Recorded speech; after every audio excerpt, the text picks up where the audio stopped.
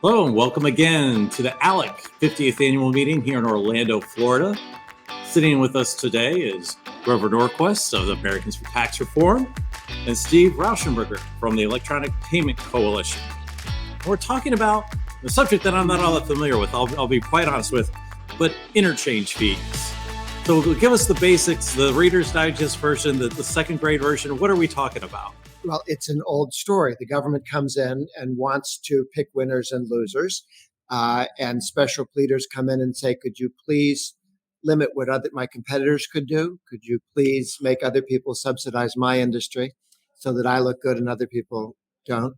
And this time, it's the larger retail companies wanting to squeeze banks, credit cards, debit cards, and say, well, here's what credit cards, debit cards negotiate with retailers about what the price of their product is.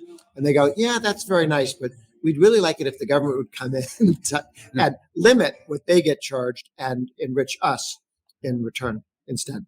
Well, it does sound like a very familiar story. It's just a different way of it happening. And right now, we're working on some legislation to go after that, to try to help the consumers a little bit more.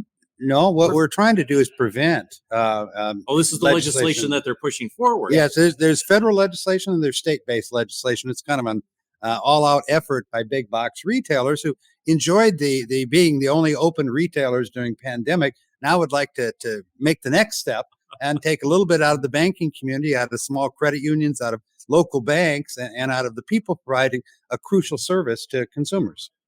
Right, and with your increasing those fees, limiting the abilities of the consumers with their choices, it limits the economy and the overall freedom of the system itself. Well, and one of the things that those paid for were reward systems that people are familiar with, that they were comfortable with.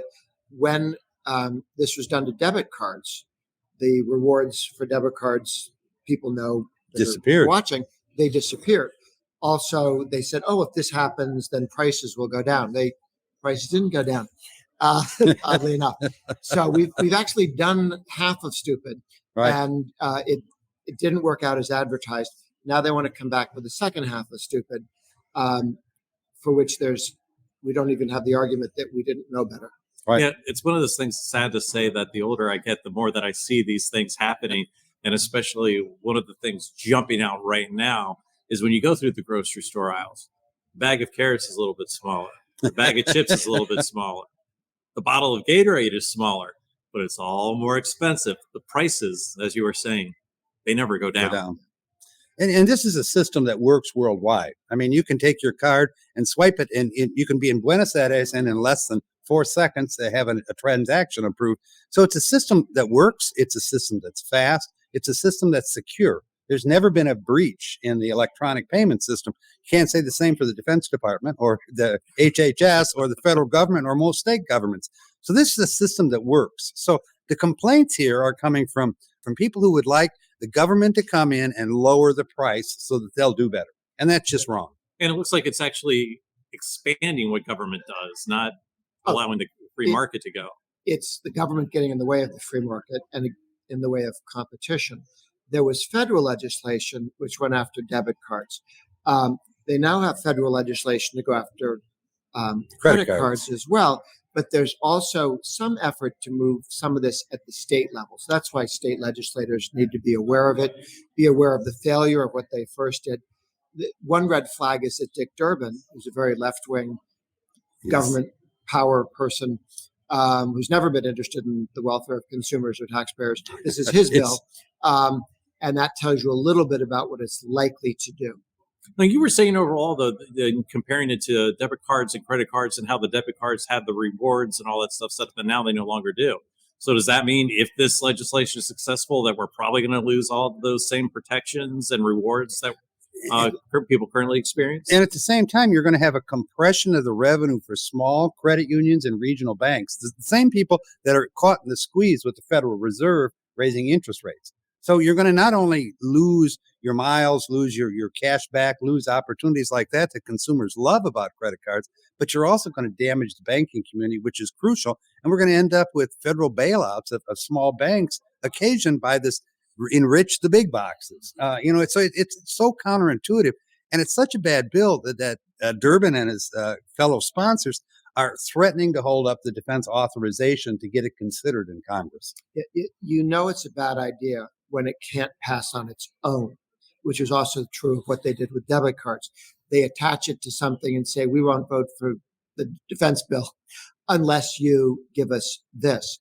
And as bad a bill as it was when it was just the debit cards, as bad as a bill as we now know it is when it's aimed at credit cards, something like this could pass because of, in fact, political blackmail. Extortion. And people should know this is a robustly competitive system. There are more than 10 major networks competing, literally thousands of banks in the marketplace. A retailer once a week will get a call from a different processor wanting to compete for their business. So this is a marketplace that's very vibrant with thousands of participants, and it serves millions and millions of customers worldwide. So this is not a place to insert the Federal Reserve.